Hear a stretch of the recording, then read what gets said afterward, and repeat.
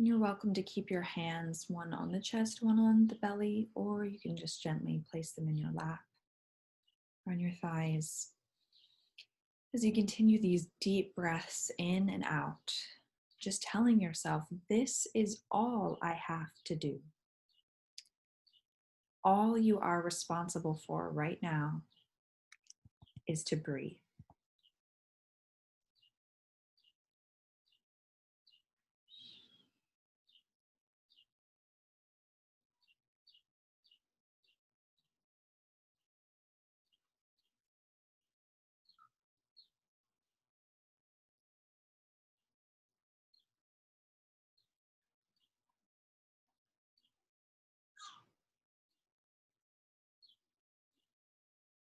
And as you continue to let the breath flow, begin to just imagine your breaths as if they were the waves of the ocean, the tide that never fails, going in and out in sweetness and with refreshment to your body.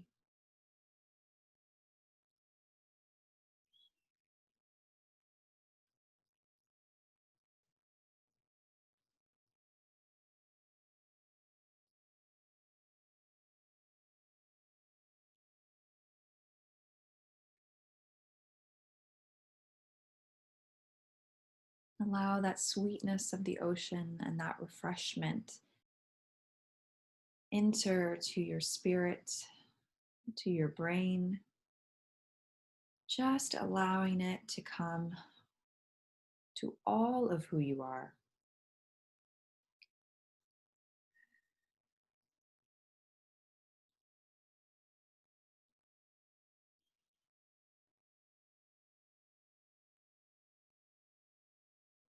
The breath, prana, life force energy, having access to all of your being,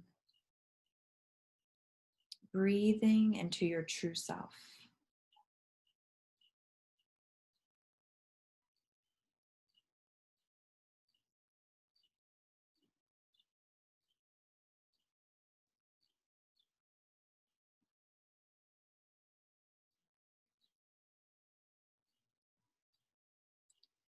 And as you allow the waves to flow, allow any thoughts and feelings that come up to just flow in and out without judgment,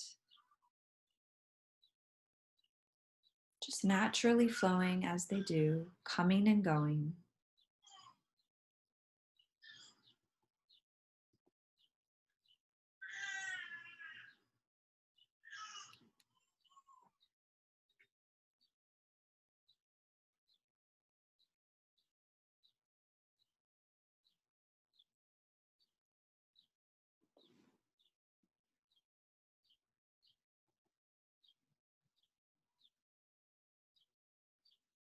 And as you sink deeper into this natural peace, you can bring to your imagination the plants along the seashore, perhaps in the between the rocks and the sand and the grasses, waving in peaceful rhythm with the wind and the waves.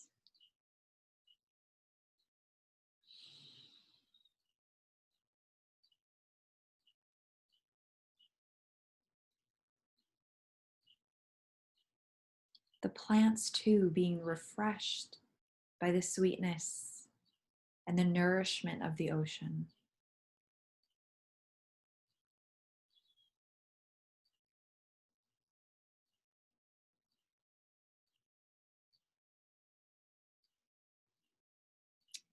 And notice how your breath joins this rhythm, joins this dance of the plants, joins the rhythm of the wind and the waves.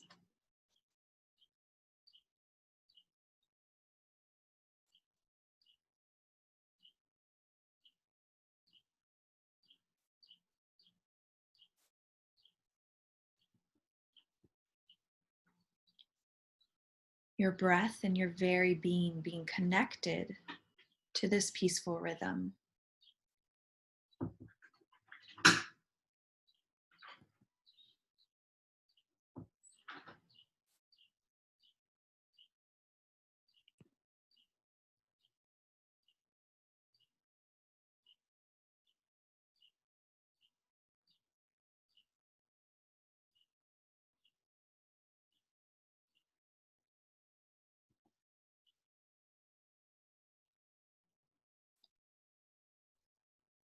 And as you are joined in with Mother Nature, allow yourself to just be. Thoughts and feelings will come, and that is fine. It is life. Just allow them to flow through you, in and out, and then just come back to the breath.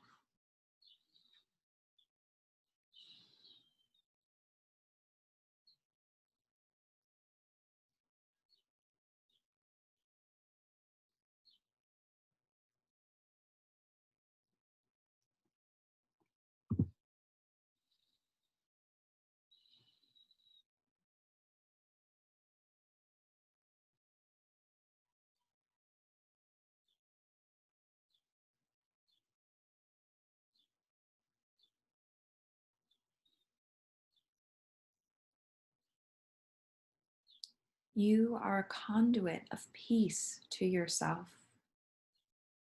You bring oceans of peace to your whole self.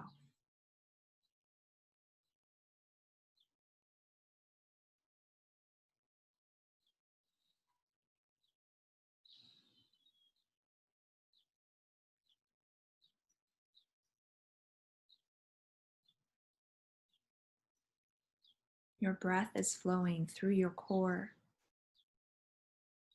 through your brain, through your heart.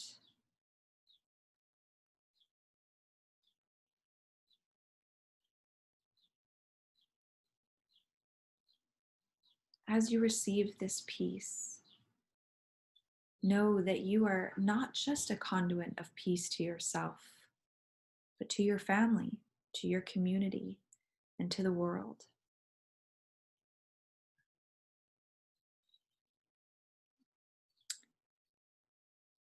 Repeat this mantra 3 times, either out loud or to yourself silently. With breath, life force energy, I enter into peace and serve myself and the world. With breath, life force energy, I enter into peace and serve myself and the world.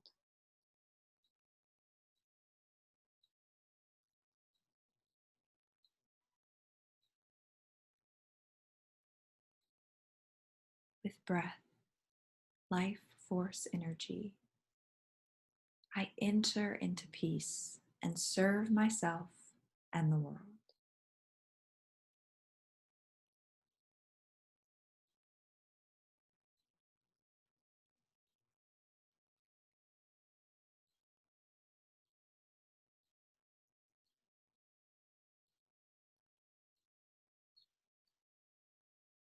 And as you receive these truths to yourself,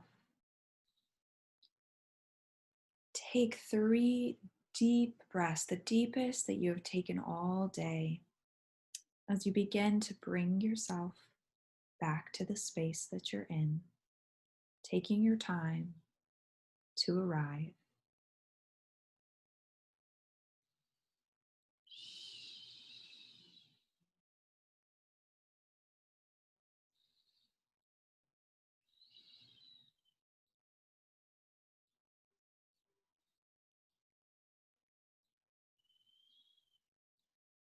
And when you are ready, perhaps opening your eyes,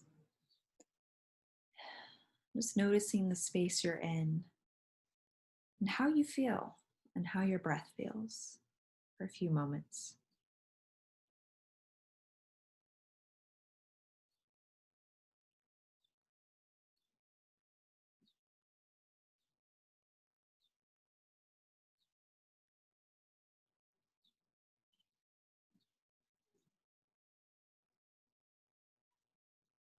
Wonderful.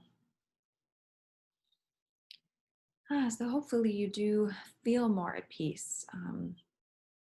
Our breath is right. This the great doorway to Shanti or Om Shanti.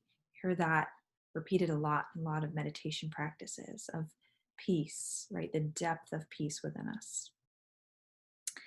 So we are just going to continue moving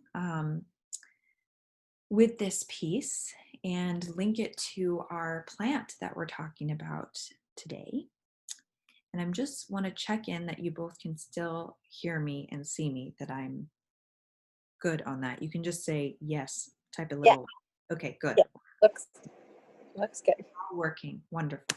I always like to check with technology because you're here with me. You are, just not physically.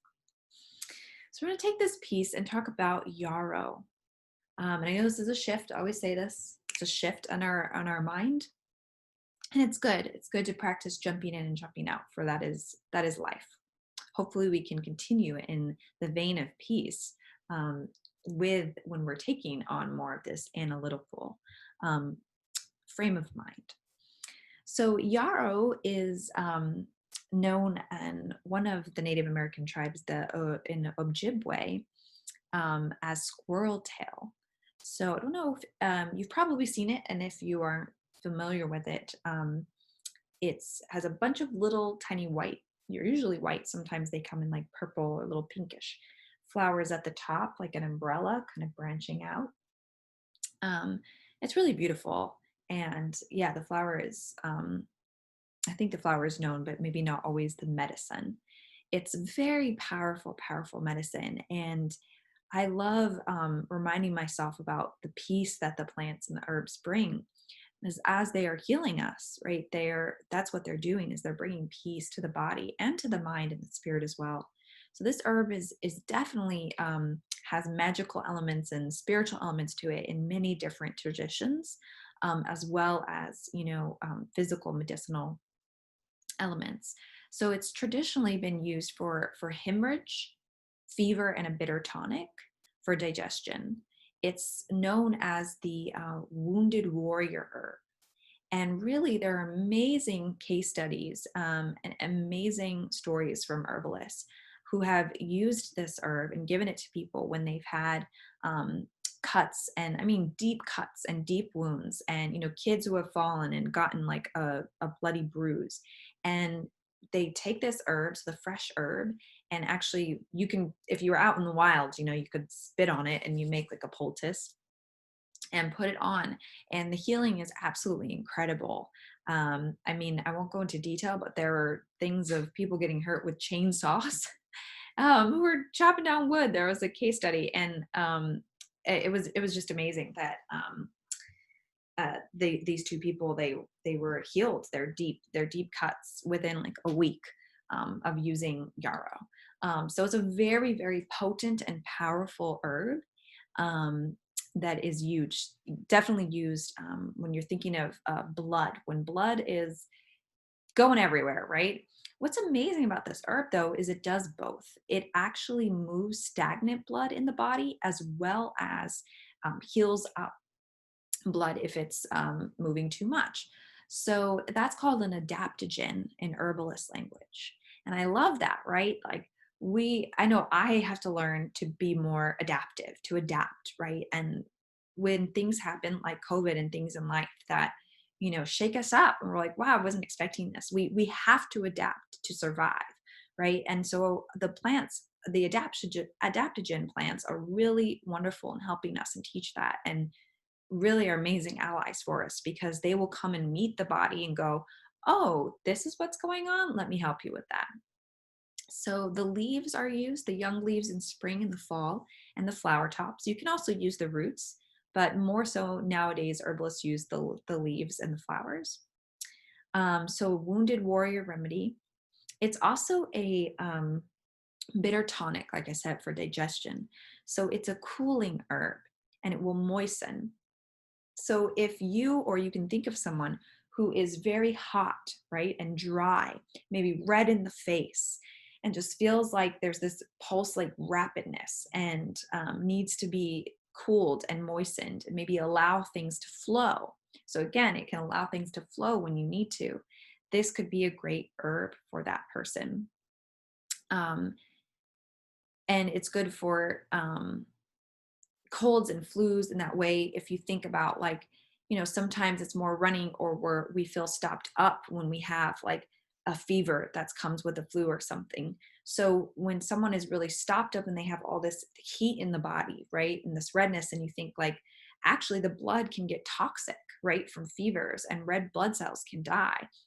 yarrow is an amazing remedy for that, and breaking up that blood that needs to flow actually, and breaking up mucosa, right, in the body that comes with flus.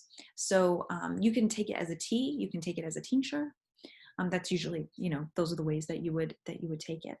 Or of course, if you were applying it to a wound, just on your skin, and safe in that way. So because it's so powerful with blood, it's also been traditionally used for women. Now there's a lot of other herbs that are known more for like women's herbs with periods and such, in the whole journey. But this one, because it's so strong, that's why sometimes it's like, okay, maybe not the best one to use. For instance, I just gave birth 2 months ago, and I wasn't using yarrow while I was pregnant. Because it is so strong, and it can really, act on the blood, and you don't want to be stopping blood when it needs to flow, or what, vice versa, whatever is going on. So you want to be very careful. But there also have been cases where there has been an issue with internal bleeding. And I have heard of pregnant women and some of the other herbalist practices who have taken like drop doses. So this is an herb that, you don't have to take too much of it for it to have an effect, which is really amazing. Um, because of, again, that breaking up mucosa and being an herb for the blood, it's great for colitis or IBD. So a lot of people have inflammation in their colon, and yarrow is very great and effective for that. Again, all of us, including myself, need help with digestion and the body too. So you can think of, again, that helping the colon, helping the entire digestive tract. It clears mucus in the intestines. So it's a great one to drink. You can, have a cup of tea of yarrow and mix it with some other bitters, right? Bitters are known for digestion, which you would know a lot in cooking, right? Those bitter herbs that can help you before you eat to get your body like working to go, okay, I'm ready to digest something better. Or yeah, make it work.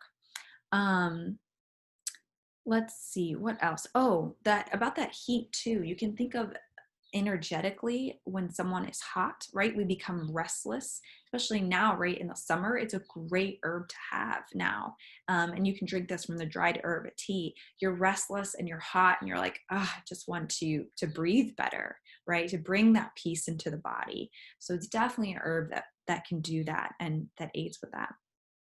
Um, it is used in different ways. I can't remember in which tradition, but it is used as a clearing herb to clear the atmosphere and in a more spiritual way. But I don't remember which tradition uses it that way. But they do burn the stalks of the plant, and used in across many traditions. Again, it's known to help the wounded warrior, and it's actually said that the wounded healer works with this medicine.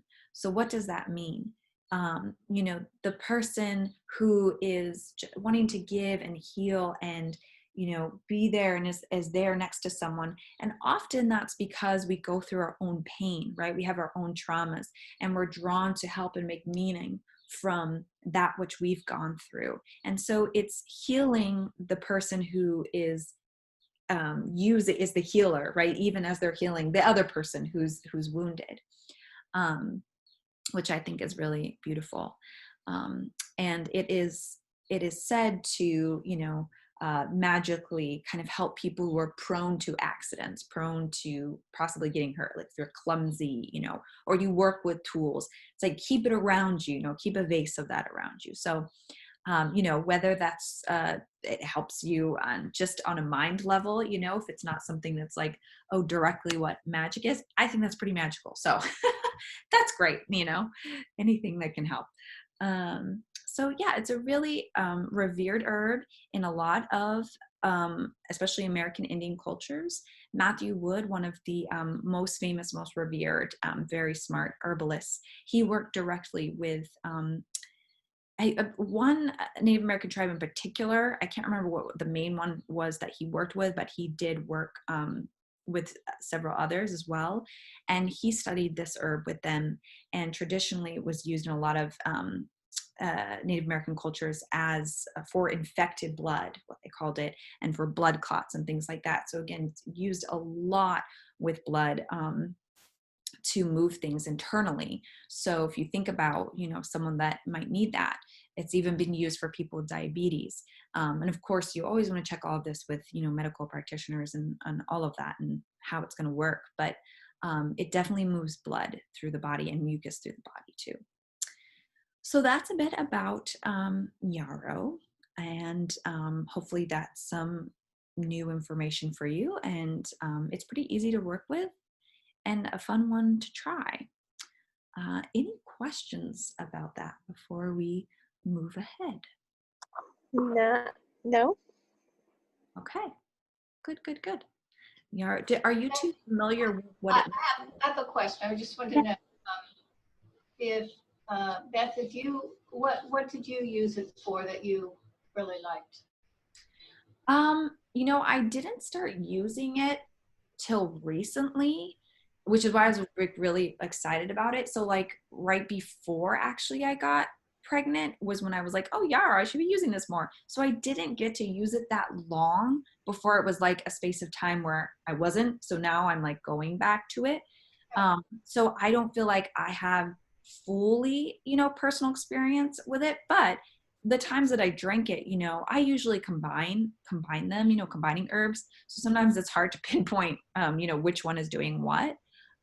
But, for me, it would be to move mucosa and heat. I'm definitely someone who has constriction in my body. It gets trapped up inside me. So I was kind of using it for that, to flow and allow things to come out the right way. Because sometimes for me, I actually deal with, I don't have colitis, but I do have irritable bowel syndrome and those type of things. And so it's sometimes those symptoms are a result of runoff, because you're not digesting properly, right? You're not holding fluid and releasing it in the right way. An analogy of that would be like, when your plants get so dry, you're like actually really dried up and constricted. And when you try to water it, it just runs off. Like it's not actually soaking and getting into the body, and not really moving things in the right way. So that's kind of what I was looking at for it.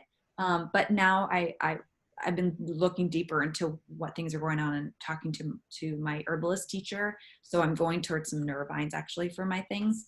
But that's kind of what I've started with. But again, I feel like I don't have a full, real experience with this one yet. It's like a little taste, but I'm excited for more. Okay, thank you. Yeah, sure. No problem. Yeah, some of them I have more like direct. Some of the herbs I'm like, I did this and this is what I experienced. And some of them like, I'm not really sure if it did that in me, but it was probably good. Yeah. Yeah. All right. Okay, so along the vein of healing and bringing in right calm to a heated self is our mudra for today. So to just bring in a reminder of the mudras, right? These are aiding us already, just an aid in our meditation practice. And what I absolutely love about this is it's using the body to help the body, right? Yoga is doing that. And in the first class that I recorded, I talk about that, how yoga, just briefly, but evolved a little bit, right? That before it was really kind of a negative view on the body. It was like, let's transcend the body through meditation, right? And then as things evolved, it was these leaders and these people were meditating. We're like, you know what? Well, maybe the body isn't so bad, right?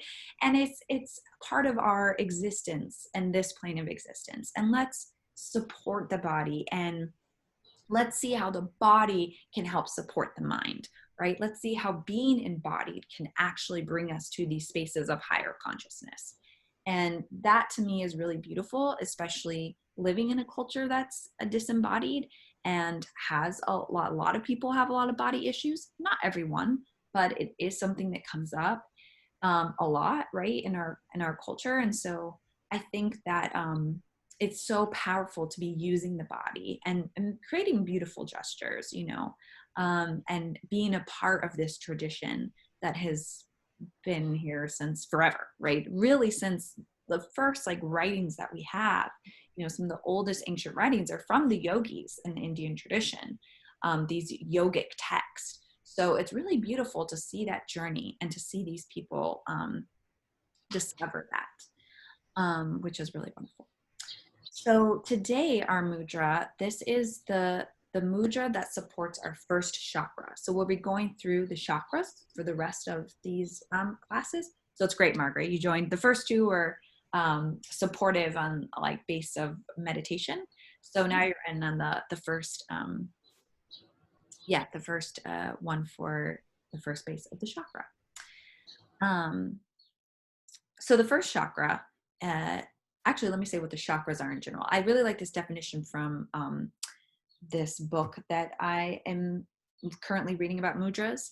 So I'm going to read that definition of what they are.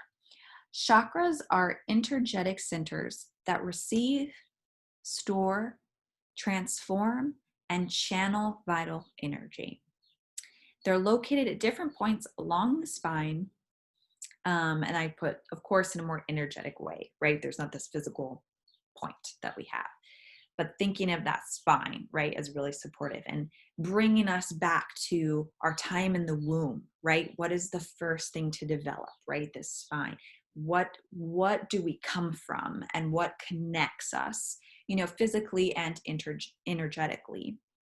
So that's really beautiful. So these centers of us are thought to be represented by the lotus flower, right? So the different centers have different colored lotus flowers, and the different lotus flowers can have different numbers of petals. So there's all kinds of symbolism and representation. We won't get into all of it for each one, but I'll give you a little bit of information. And I'm not an expert on the chakras, but I have personally, for me, my journey with the chakras, I started really paying attention more and going deeper through first my actual attention on the third eye chakra. I was doing a yoga nidra meditation with my teacher, Matthew Lyons. He's amazing, by the way, and he teaches at Yoga Heights. You two might be familiar with him or not. Oh yeah, Stacy and I talked about this. She is familiar with him.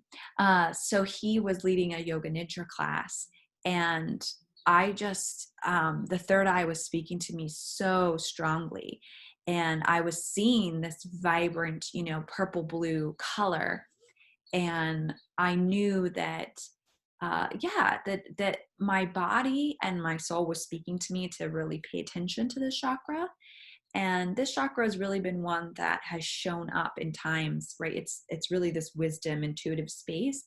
And it's shown up in times where it was just perfect timing, right? Where you're like, oh yeah, I'm supposed to trust myself and my inner being. And that makes sense why I'm sensing this. Or someone, was like, there's this purple and, all around you, and your third eye is lighting up. You're like, yeah, that actually fits of why I feel at peace, like in the zone with, where my thoughts are and my wisdom. So that excited me a lot, working with the third eye chakra. And so I have been on my journey of discovering also the other chakras and what they mean to me. And when I practice, is there a color that shows up? I'm a real color person. So you can notice about yourself. Maybe you're a real lotus flower person and you notice the number of the petals, pay attention to things like that, because your true self is telling you something, right? Messages. Maybe you see colors, like I see colors a lot. So in my practice, when a color comes up, if I'm doing yoga, for instance, or dancing, I pay attention to that, write it down. I'm like, wow, there was a lot of yellow for me today, right? Or wow, there was so much green. And noticing where too, if there's a space that those colors show up. And maybe you're like, this has never happened to me. I don't know if this is never will. I have no idea. But maybe now that you just become more aware of it, and even as we practice here, then maybe that might happen. It's pretty cool. So for the first chakra, the lotus flower is surrounding a square of ochre. Am I saying that color right? It's like the brown dirt color. And it has 4 red petals. So you can just picture, that's like a symbol that you can imagine you're even sitting on that. You're sitting on a square of dirt with a red lotus flower with 4 petals surrounding you. Really beautiful, right? And why is this dirt color symbolism, right? Well, the first chakra is the base chakra, right? The grounded chakra, that we're connected, right? We're rooted into the earth. And you can, assess how the chakras are and think about how this first chakra's qualities are showing up in your life by seeing, are the qualities there in my daily living, right? That's kind of a way to see if the energy of that chakra is aiding you, right? Is really a part of you, and looking at those qualities. And we'll say what those qualities are for this first chakra. Another way you can kind of tune in and see, okay, is this chakra alive and awakened, is when you are breathing and you're focusing your mind on that area. Do you feel restriction in that area, right? Do you feel like there's not a flow of energy? There's not a flow of breath, maybe even physical pain? Or do you feel like there's a release? For example, I have felt sometimes like physical pain show up in that kind of in the pelvis, right, region. And that's a lot of times when there's like insecurity, right, around either my sexuality, because that's really, this place, or it's just this deep sense of like, as that's very core of who I am. So some people even have physical things that come up. So, just noticing those things and going, okay, this is what's going on. And yeah, just paying attention and then doing the work if there's work that needs to be done to balance yourself out. So this, the first chakra, what are the qualities of the first chakra? And I don't want to miss any of them, so wrote them down to make sure. I mean, of course, there's other words that people can use for these, but the ones that I wrote down. So first chakra's main theme is security, right? Base, groundedness. Again, being rooted and connected. If you're that tree and you're feeling like, oh, my roots aren't, here's a visual, connected to the earth, right? Maybe I'm that kind of tree that's like kind of tilting out. Then, probably you're not fully balanced in that area. But if you feel secure and strong and like the roots are in there, that's great. That's wonderful. So the qualities that we're cultivating are embodiment, grounding, connection to the natural world, and an enhanced sense of abundance. And my business is called Abundant Being. So I love the word abundance. I think it's really beautiful and powerful. So an enhanced sense of that. And again, connection to the natural world. If the tree helps you, I really think of that with our base chakra, that we're connected and getting nutrients from the natural world. And we feel at our core that we're connected. The location of this is the perineum, which also I find really fascinating and beautiful, right? Because when a woman gives birth, right, the perineum, it changes, right? It's got to stretch and adapt and change for this little being to come through. So this base of support of our very self for a female, right, like changes in order to even bring life, right? In order for life to come through, this very important part is adapting and has to be connected and working, right? In all of these practical ways. And there's something just really beautiful about that this is the base, this is connection to the natural world. That's the spot where this chakra is located, and that's where life comes through, for us humans. So something really beautiful there, I think. Wonderful. So what is the mudra that we are looking at? This is the Chinmaya mudra, the gesture of embodied knowledge for balancing the first chakra. So what does it look like? How do we do it? You put your hand in a fist, and then you take your thumbs and your index finger, and you just let them rest the tips on each other. And then you're just going to take your hands and you rest them on your thighs or your knees face down. So I kind of imagine it as this kind of, balled up either in the womb, right, connected to the earth, or just down right in the dirt, just this circle of life and support, right, flowing energy circles are really important shapes, right? That lotus flower too, and being close, right, and comforted. So that's just for me what this brings up. Not all of the mudras give me a kind of larger also shape or picture, but this one does. So Chinmaya, which means embodiment, embodied knowledge. Chinmaya means embodied knowledge in Sanskrit, which is pretty cool. So that's the mudra. And that mudra, again, is just supporting the practice and supporting the chakra. And it's supporting energy going to the spine.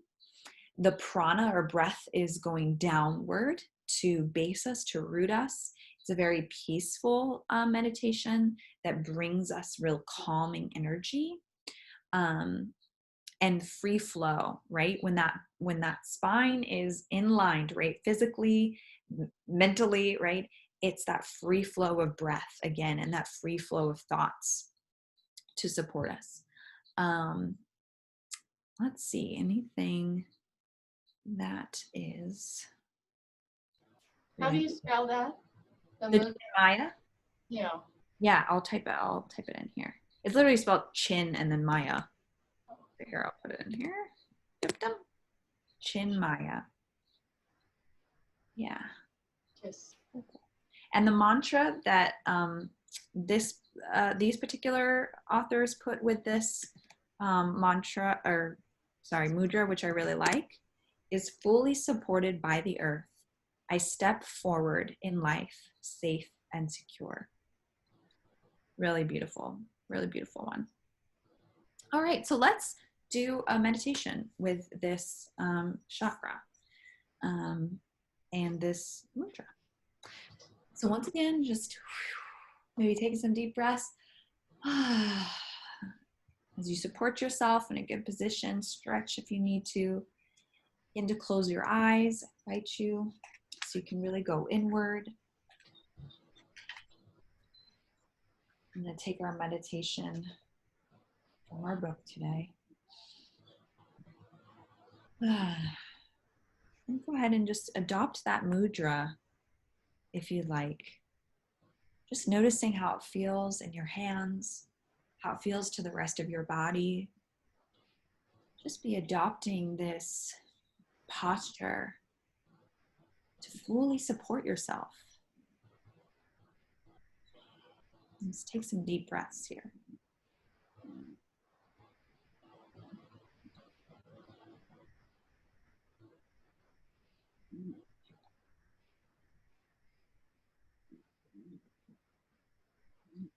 Just begin to notice your breath being directed downward toward that base of your body. First chakra, Muladhara chakra, the center of absolute security.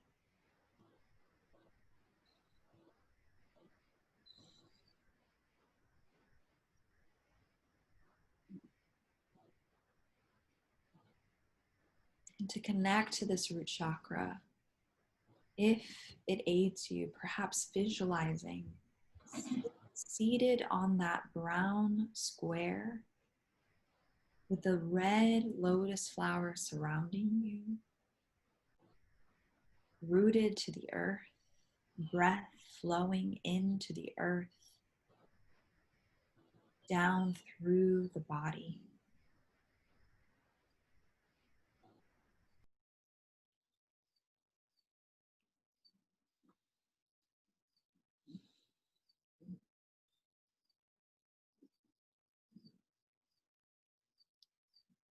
Visualize the 4 red petals of this lotus flower.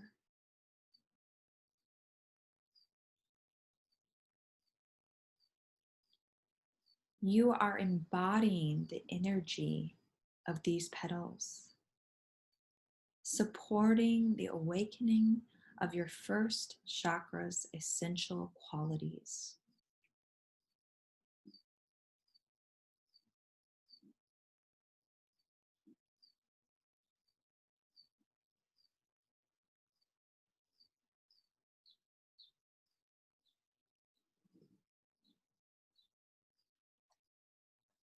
begin to focus your attention on the first petal facing forward.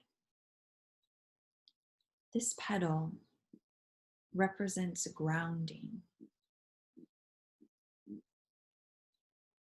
With each inhalation, allow that sense of grounding to enter as the petal softly unfolds.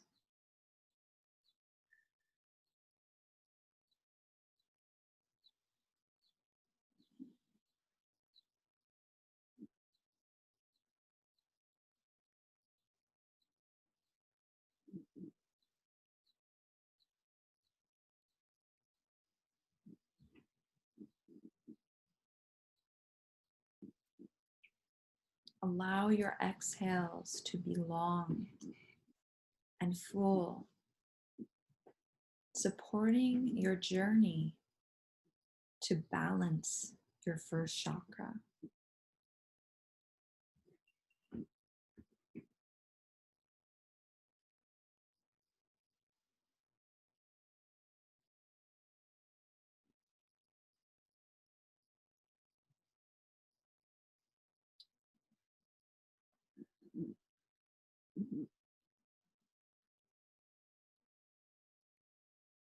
Your roots are growing deep into the earth.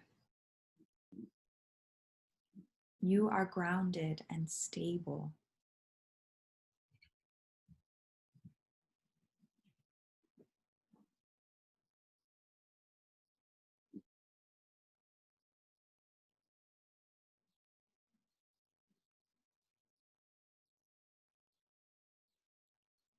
Allow the lotus flower to pulse with life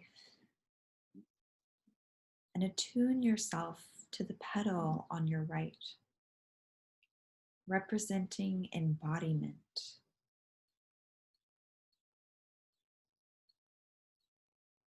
Take deep breaths as you attune yourself to the unfolding petal of embodiment, inhabiting your body more completely and fully.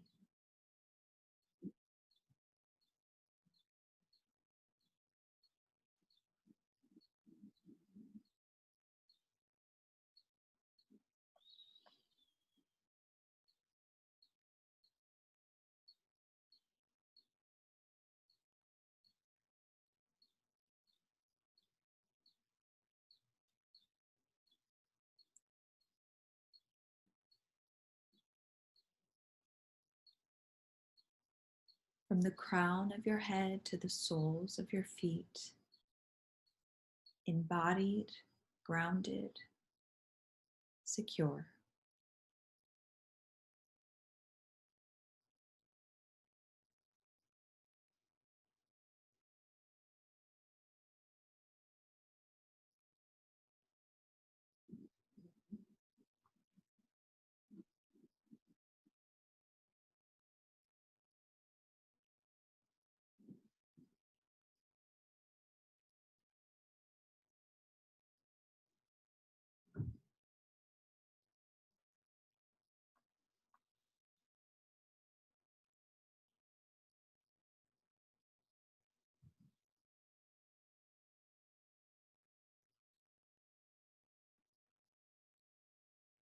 Next, bring your focus to the petal on the left, associated with your connection to the natural world. Sense this petal unfolding smoothly. With your breath, it moves out, unfolding as you are connected to the natural world.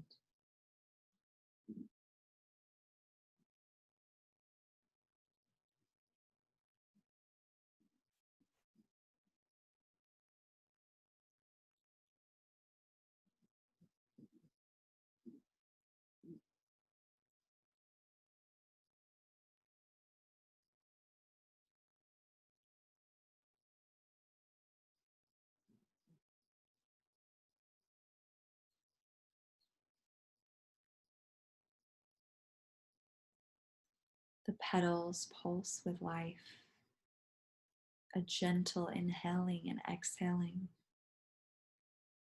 the movement supporting your groundedness, your embodiment, your connection to the natural world.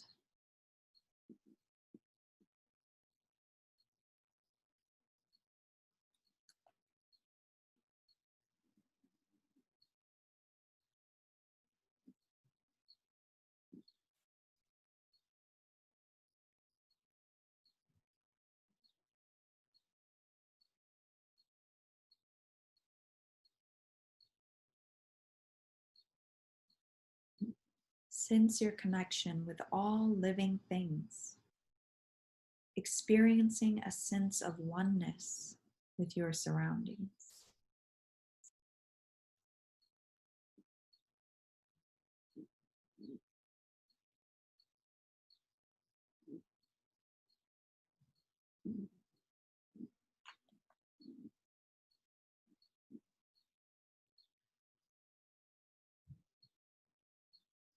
And as you remain in this connectedness, focus your attention on the petal in the back of you, associated with the quality of sustenance.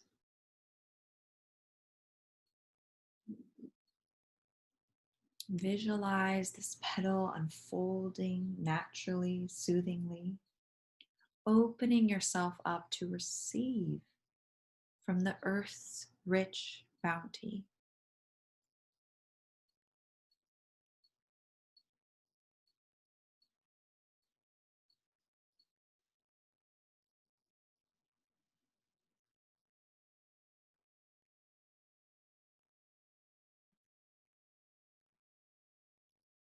You are fully supported at each step of your journey.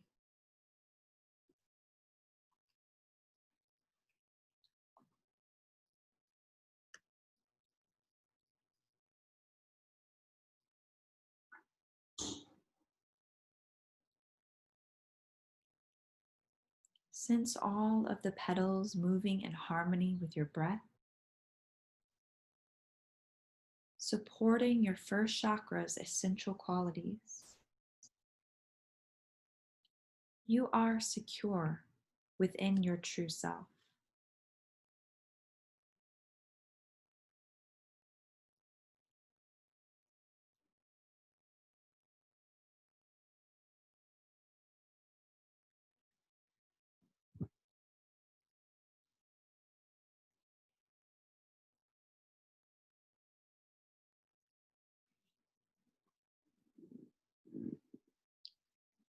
Affirm your first chakra's qualities by repeating this to yourself or aloud.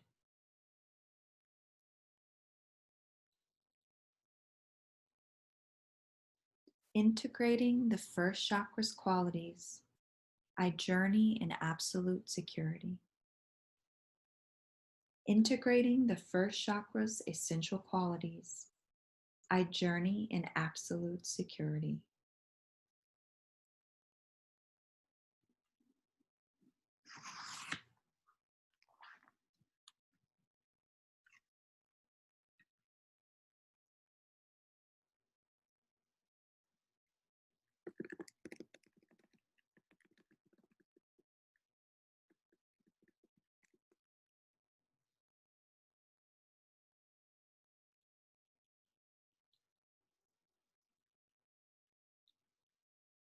All the petals balanced, grounded, connected, secure, and sustained. Knowing that this state does not leave you, even as you transition from the meditation.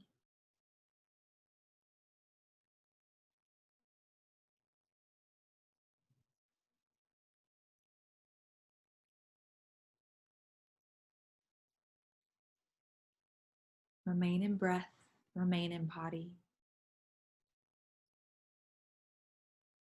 Just with gentle breaths, when you're ready, releasing the mudra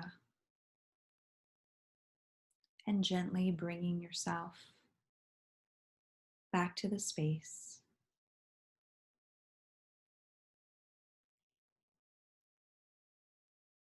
When you're ready, opening your eyes. And just taking a moment to notice whatever you need to notice.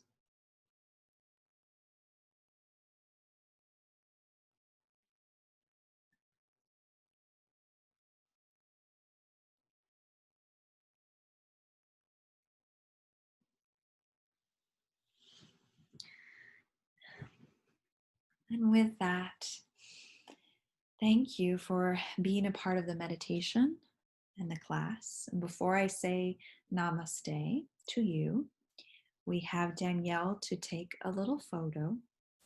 I know we just exited the meditation, so hopefully it'll be like peaceful happiness. If you wouldn't mind turning on your camera, Margaret and Stacy, if you do mind, you can just let me know so that Danielle can take a photo. This is again just for marketing purposes for the community center. Right, Danielle? I'll unmute you. Yeah. Yes. Hi. Hello. Yep. Just advertising for the classes. We might put it in our city guide or the newsletter, things like that.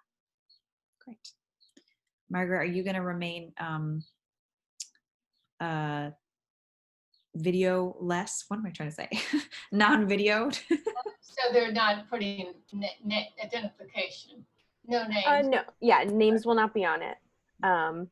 Just pictures, and we put the class title on them. Uh-huh. But we understand not everyone wants to be in the picture, so that's why we ask everybody if you guys are okay with it. Are we good? I think we're good. Why don't Cool. we, if you'd like to, you can hold the mudra up so people can see it. This is our Chinmaya mudra. All right, cool. Or if you just hold it, you can also smile. Let me get my screenshot ready. All right, I'll give you a 1, 2, 3. Okay. All right, here we go. 1, 2, 3. Cool. Awesome. Right. We'll do the prayer mudra. Okay. You can just hold this one. Or namaste. Is that good for you, Danielle? Yes, that looks good. All right, here we go. Let's do another 1, 2, 3. Cool. All right. Is that good? Yeah, sure. And I'll put the class title with it, and we can, use that in the guide and things like that. Great. Cool. Thank you, Margaret, and thank you, Stacy, for taking the picture and being a part of the class. And namaste to everyone. And I hope that I will see you next week. Even you, Danielle, you're welcome to come. Cool. Well, thank you guys so much, and we appreciate you guys joining us for our little photo adventure. Have a good evening, everyone. Have a good evening. All right. Bye. Bye.